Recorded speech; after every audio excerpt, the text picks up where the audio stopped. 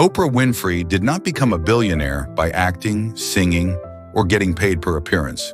She became a billionaire by owning herself. At a time when most television stars were renting attention, Oprah was quietly buying control. Control of content, control of distribution, control of revenue. And that single decision separated fame from fortune. By the late 1990s, Oprah wasn't just the most influential woman in media. She was one of the few entertainers in history whose income didn't disappear when the cameras turned off. But here's the twist most people miss about the great TV icon. Her greatest financial risk didn't happen when she was poor. It didn't happen when she was unknown. It happened when the world finally fell in love with her. Oprah Winfrey faced significant financial and business risks, particularly with the launch and struggle to establish her own Oprah Winfrey Network cable channel. In this story, you'll understand why Oprah's wealth didn't peak. It endured. You'll see how her money stood while others collapsed under louder success. You'll learn why time became an ally instead of an enemy. You'll discover how she avoided the quiet traps that drain fortunes without headlines, the traps that catch celebrities, executives, and high earners who look untouchable right up until they aren't.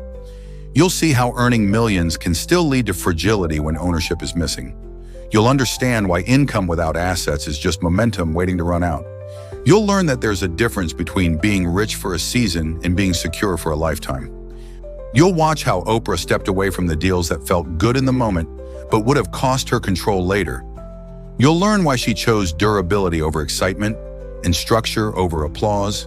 You'll understand how the same invisible forces are still working today, quietly, inside households that earn well, but own little. You'll see how high income can mask weak foundations. You'll recognize how comfort financed by obligation slowly tightens choice. You'll learn why asset-poor households feel constant pressure even when the paychecks look impressive. You'll understand how spending habits compound just like interest, only in the wrong direction. You'll see how wealth disappears not through catastrophe, but through design flaws no one audits early. You'll recognize these patterns in modern life. Subscription-heavy lifestyles, frictionless payments, and commitments that lock in future income before assets are built. You'll understand why 2026 will be unforgiving to people who confuse cash flow with control. You'll see how ownership shields wealth from attention cycles, economic shifts, and personal reinvention. And by the end, you won't just admire her success, you'll understand the strategies behind it. Because this isn't a story about fame, it's a story about what lasts when the spotlight moves on and what collapses when it does. This is a story about ownership, control, and long-term wealth. Oprah Gail Winfrey was born in 1954 in Kosciuszko, Mississippi. Her early life wasn't unstable, it was uncertain. Raised by a teenage single mother, then sent to live with her grandmother, Oprah grew up without financial predictability. Money arrived inconsistently. Safety was conditional. Control belonged to circumstances, not people. This matters. By her teenage years, she moved to Nashville to live with her father, a strict disciplinarian who demanded structure, accountability, and excellence. He didn't just change her environment, he shaped her financial orientation. She learned that attention could be earned. That preparation reduced chaos. That ownership created leverage. At age 19, Oprah was already working in radio and television. By age 32, she launched the Oprah Winfrey Show nationally. The show exploded. Ratings soared. Advertising dollars followed. Oprah became a household name. But here's the quiet financial detail most biographies skip. She didn't just host the show, she owned it. Through Harpo Productions, a company she founded, Oprah retained ownership rights most TV hosts never even asked for. That decision meant something profound. Every episode wasn't just content, it was an asset. Every rerun wasn't just exposure, it was recurring revenue. This is where the math changed. Most entertainers earn money like employees. They show up, they perform, they get paid, and when the work stops, so does the income. Oprah refused that structure. Instead of chasing higher salaries, she negotiated ownership and back-end participation. While others focused on income size, she focused on income duration. This is the core finance lesson. High income pays bills. Ownership builds balance sheets. By the 1990s breaking, the Oprah Winfrey Show was generating hundreds of millions of dollars annually. Oprah didn't just receive a paycheck. She collected distribution fees, advertising profits, and syndication revenue. That meant cash flow without constant labor. This is leveraging role reversal. When you work for money, time controls income. When assets work for you, income outweighs work time. Most people never make this shift. They earn more, spend more, but income without assets is fragile. And Oprah knew it, so she diversified: magazines, books, film production, media partnerships. Every move followed one rule: retain control. Control limits downside. Control preserves optionality. That's how Oprah avoided lifestyle creep that destroys most celebrities. She didn't inflate spending faster than the control expanded. Have you ever seen someone earn more and somehow feel poorer? Comment yes or no below, because that feeling isn't emotional, it's structural.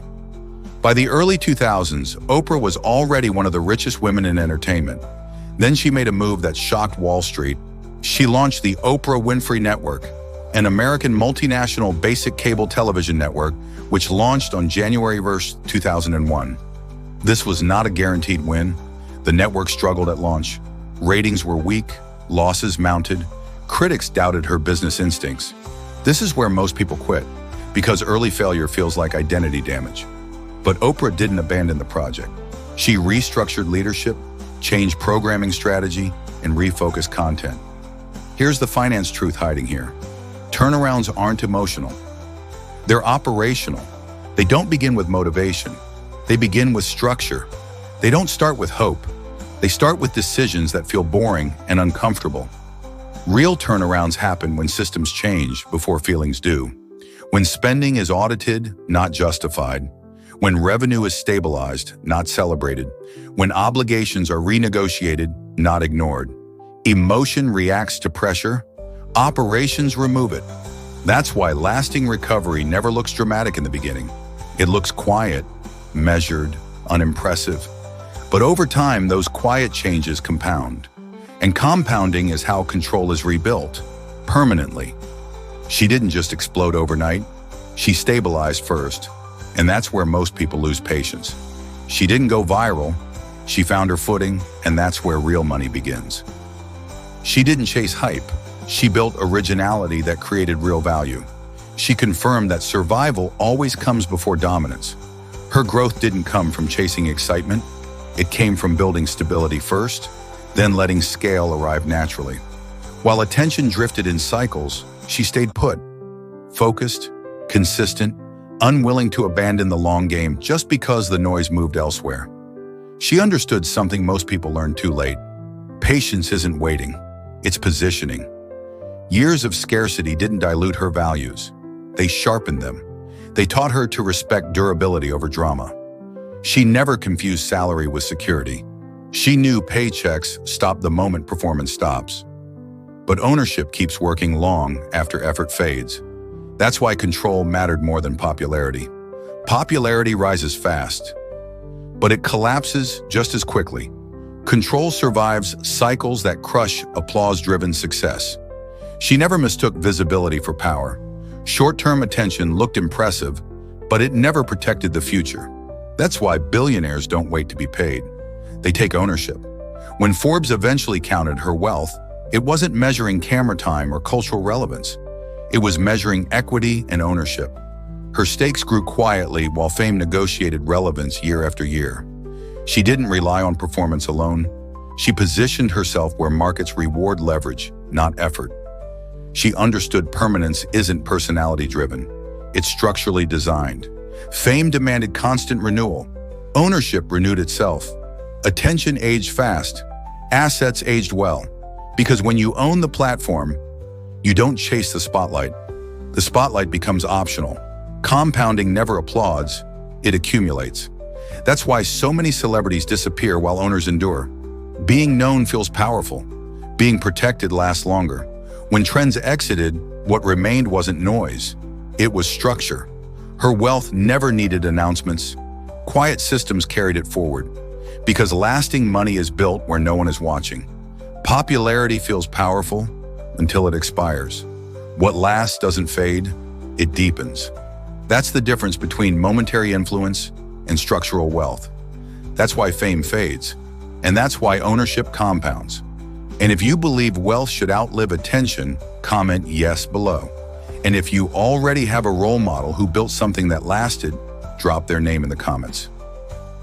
Here's the trap Oprah avoided.